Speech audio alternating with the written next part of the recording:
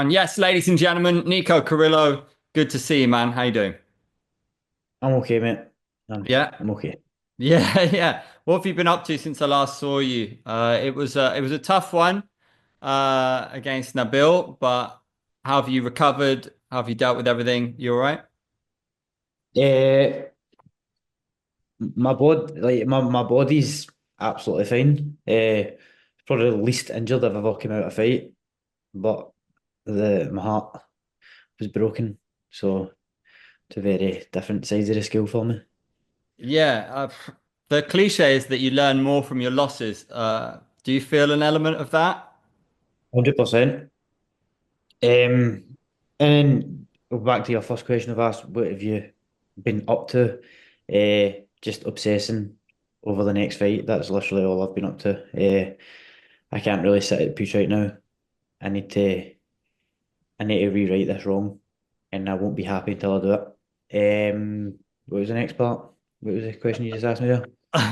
Well, they say you learn more from your losses. So, Aye. are you able to draw in that positive sense? Are you able to turn this around and make you Ab- stronger in the long haul? Absolutely. Like there's so many things that the last few like in the last camp, I know that I made errors, and I'm already really like itching to get back into training to correct. Well, I already have been back into training, but just like yeah, I made errors and I already know what I done wrong. And you do learn from winning as well. Like you always look back and go, oh, I could have done this better, I could have done that better. But when you lose, I don't know, man, there's a whole different dynamic to learning. Like you just feel like you need to get so much better in everything. I don't know how to explain it really, but all I can say is I'm just itching to get back in and rewrite this wrong. I've definitely learned from my loss here, and I know in a lot of ways, not only just in camp, but you know how my body, like learning about my body and the weight cuts, and do you know what I mean? It's not just Muay Thai as well; it's learning everything. So I was at the weigh-in and there was maybe a little rumor that you weren't going to make it. I was like, no, no, really, no, we can't have this. Like, and I was really relieved to see you make it on the scale. I'm sure you were relieved too. But what, you were awake since 3 a.m. and when I saw the result, I just thought, well, he's had a tough cut and he's not himself, and that's what happens. What's your take? yeah, I don't think I can put it any better myself. I've had a lot of time to sit and think about it, but I've not came out and said this yet. But like when I was cutting the weight, and obviously a lot of people probably thought I wasn't going to make it. We as a team probably thought at one time we were cutting it tight as well. I knew while I was cutting the weight that no matter what happened when me and Nabil, I wasn't going to fight Superlek. Like I made the decision in that weight cut that even if I beat Nabil, I would have just vacated the title and let somebody else fight Superlek because the weight cut just it was absolutely tragic. I've got like a bit of trauma from it. Honestly, I'll never ever put myself in that situation again. So I already knew while I was cutting the weight that I wasn't going to fight Superlek. I couldn't do that to myself again. Just my body's changing. It has been. I've been getting away with it, but you get away with it until you don't. I know what you're made of, right? You're made of pretty stern stuff. So if you're saying that, it must have been pretty bad. And some fighters say, it's not the fight that's bad, it's the weight cut. How tough was it in there? Yeah, I've not done it myself, so I, what did you I go think through? I think most I think most fighters wouldn't have made the weight if they had to cut the amount that I cut. But because I'm just stubborn and really strong-willed, I cut the weight and I got it off in the end. But I paid a really high price for it. My legs weren't there, my chin wasn't there. I've been hit with bigger shots my full career, and my neck hasn't even moved. And in this instant, I was just getting counted by the ref. Didn't know what happened. I never felt this before, but yeah, just my legs weren't there. My lungs were sore all day as well. I was really slow mentally when people were talking to me. I was taking like ages to like realize somebody was talking to me. Like cognitively, I wasn't functioning very well. And actually, I stayed in Phuket after the fight a full week, and my legs were in agony the full week. So the weight cut just really this time round, I got away with it before, but in this fight camp in particular, it was like my body is like 100% rejecting it now. Like my body was saying, "This is it. You're not. I'm not allowing this anymore." And it really didn't. I dieted the longest I've ever dieted. Done everything as professional as possible, and my weight just stuck. It wouldn't allow me to drop weight. So that's when you need to just listen to your body. But again, still paid a massive price for it. Biggest opportunity in my life, biggest stage ever. And it was at that time my body had to respond like that. But fuck, you just it still hurts me, but I'll get better from this. You know what I mean? I can now fight at my full potential, undepleted. Um, there's it's a hard loss, but there's going to be a lot of goods to take from this. So that was my take when I saw it, having been at the weigh-in and having heard stuff on the ground. That's not the Nico that we know. And then the other take is that Nabil is just unbelievable. That's another take, right? Was he better Absolutely. than you expected? And he feels like he's just getting better and better. I already know this. I already like people are saying, "Oh, Superlek done this and that to him." I was like, "Mate, Nabil's grown so much from that fight." And then you think about how now Nabil from 135 is transformed into this 145er who's doing really well. Jonathan Haggerty done the same thing. Superlek done the same thing. Now it's my turn to do the same thing into the 155. Um, but yeah, Nabil, he is getting better and better. But I just I feel like on that night, if a 135er hit me in the chin or a 126er hit me in the chin, I think I would have went down all the same. You're Um, pretty you're a pretty good judge of this sport. How good is Nabil in your opinion? Like what do you think he goes on to get revenge against Superlek now? I'm supporting the bill. I would absolutely love him to go on and do it. He is really good. He uses his height and his reach very well. Um, I can't call it with him in Superlek, although I will be in Nabil's corner 100%. I'll be rooting and cheering for him 100%. I would love to see him do it. And you know what? He's the nicest guy ever. He's just so sound, so down to earth. You know what I mean? There's no bad blood. He's just the same as anybody else, just trying to make a living, try to better their lives, try to better their families' lives. That's it. You get a lot of people who are just fucking up their own arse and they walk about with a chip on their shoulder and they think they're God's gift, like their shit don't stink and all that. I've no time for that. We're all just trying to do the same stuff. Do you know what I mean? Don't need to make it fucking a hatred.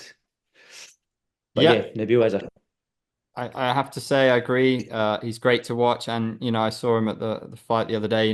Got time for everybody, just very very down to earth, and the sky's the limit for him. I think.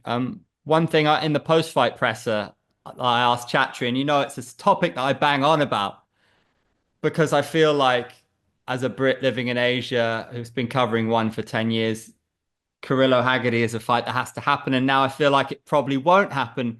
Chatri seems bang on it, which I was happy to hear, and loads of the comments were all over it. Is it just because I'm British that I want to see this fight? I just think it'd be huge for the sport, and are we never going to see it now? What's happening? I still think the fight must happen. It's shit the way it's kind of turned out. Obviously, I will never, ever in my life fight at 145 again. I will never, ever in my life do that to my body again. I've learned from what happened, and that's that.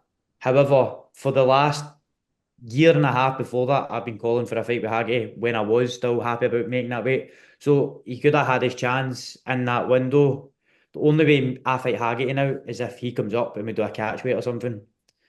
That's it. If he wants to fight that bad, he'll do it. For me, it's not about if I want to fight that bad. For me, it's actually brain health, heart health, liver health. Going down to that weight, it's unhealthy. I could die. So if he wants to fight that bad, he can come up a few kilo. The problem is I can't go down the way now,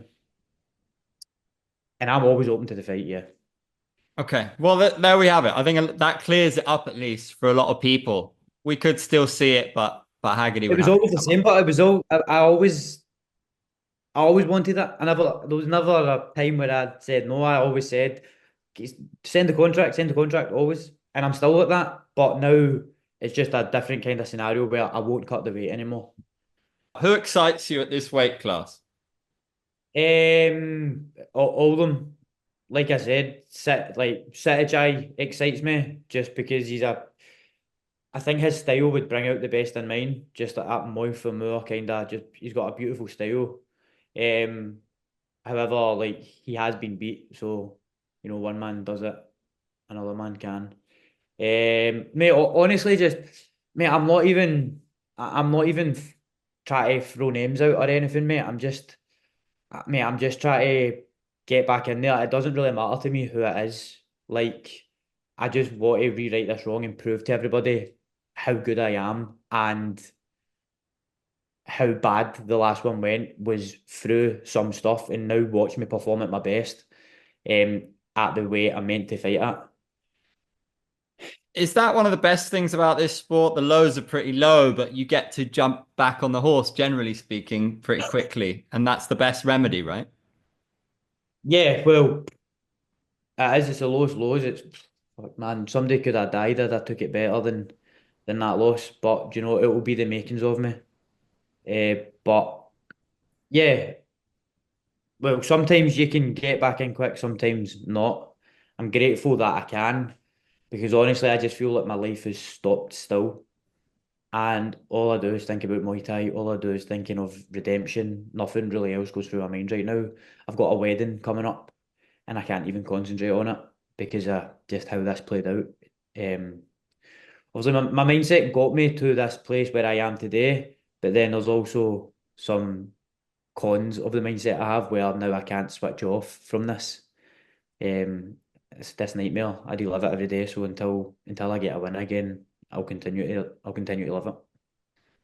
That's a lot. I think a lot of normal men don't, they just don't get it and they don't feel it. And that's why I think we encourage people to go and push themselves, right? Go and risk something, go and do something. 100%. It 1,000 quotes here, I could say. I mean, Uh, what did you think of the champion Towan Chai? I thought the guy's a superhero to me now. Like he looked back to his best and he looked like he got the magic in his gloves. Did you I get a feeling of that? absolutely, absolutely. I think that he was under a lot of pressure from the Thai fans and stuff, but I do feel like he kind of just silenced everyone. Like, I think he had a big point to prove to himself as well. Because when you look at Natowat's last performances and then his performances against Tabanjai, he's had the closest fights with Tabanjai, and then everybody else has just been like, so I think he had a big point to prove to himself, and my God, man, it was the best he's ever looked. Yeah, exciting, I think. What do you make of Bampara Koyate? The guy's a male model, quite slight, but he's got some spark. He's got something special about him, I think. Yeah, absolutely. I've not actually really rewatched his fight back. I kind of just because I was kind of like about to walk out at the same kind of time, so I didn't really get to see it. But obviously, again, a fight for me very soon. Yeah, he's great, and again, nice guy. I've spoke to him the last two. We've been on this last two shows together, so I've spoke to him, and he's a really down to earth guy. He is very good. I'd say he's probably the dark horse of the division. Is Well, Eunice no, I Rabbit a name you've been linked to? Of course, one of Nabil's teammates, right? both of them are, aren't they? Yeah, true. Well, Yeah, both of them are, aren't yeah, they? yeah, Both tall guys. Well, yeah. Eunice Raba. What do you want me to say? Is it a fight that you fancy? Basically, anybody, right? Doesn't matter, mate, to me. Honestly, the only like anybody in the division, I would fight right now. Yeah, April, is it? I fucking hope so. Right. Well, we look My forward wedding's to the that. we wedding's look, in June. yeah, It we needs look, to well, be. that's going to fly around, isn't it? Yeah. Well, I'm planning on coming back to Thailand next week. So And you'll be at JP's gym or Bangtao. thank you. Nice. And you trained with Tao and Chai at PK, did you? How was that? Great. I was a few years back before I signed to one. Um, I kind of just went to. I think I was there for the first time I went. I went and just sparred with Talanjai, and then I went another time. I think I done a full 10 days at PK. Yeah, it was good. Great gym. Talanjai just a beast, isn't it? But you know, it motivates me now that that's the kind of that he's the little leprechaun at the end of the rainbow for me now. So Yeah. that's what I'm working towards now, and that's what I'm aiming for. It's not that little, judging by his calves. Jesus, have you seen that man's legs? Oh, should have said the big leprechaun then. Some exciting fights, and you're 26, so it's an And exciting the time. beauty and the beauty of this now is I want to stay really active. Before I couldn't be so active because the weight cuts did take a toll on me, and it was unhealthy to go fight weight cut. Now I don't need to cut weight, so now I can fight regularly. So one championship. This is my plan now. I want to be as active as possible. I want to be fighting every 2 months if it's possible. I want to be really active now because I don't have the weight cut to worry about now. We've got Qatar coming, headlined by Haggerty Wei Ri. Wei Ri is a serious kickboxer. This is going to be a really tough fight for John, I think. How do you see it going? I'm judging on Wei Ru, is it? Wei Ri, yeah. I mean, he's on an Wei- unbelievable winning streak. Ju- I don't know much about him to tell you the truth, but I did watch his fight with Akimoto, and I wasn't massively impressed. Um, just on watching that fight, I think Jonathan wins. That's my opinion, but stranger things have happened, clearly. That's it. Um, Japan, that that's too soon for you, isn't it? Japan's too soon. No, absolutely not. I'd fly out to Thailand tomorrow and I would be ready for Japan. Um, It's got to be on the I bucket think list, hasn't it? absolutely, 100%, 100%. What a card it is. And again, the arena, everything. But like honestly, right now I'm not thinking of that. Like arenas, mate, just put me in a ring. Honestly, it doesn't matter where it is, anything. I've just never wanted to fight so much in my life. Um, I just really need to rewrite this wrong. That's it. We're excited to see it, man. Always good to see you fight. Always good to chat to you. Thanks for your time. Absolute top Appreciate man. it. Good luck with everything. Good luck with preparation. And yeah, we eagerly await confirmation of the opponent. Yes. All right, top man. Cheers, Nico.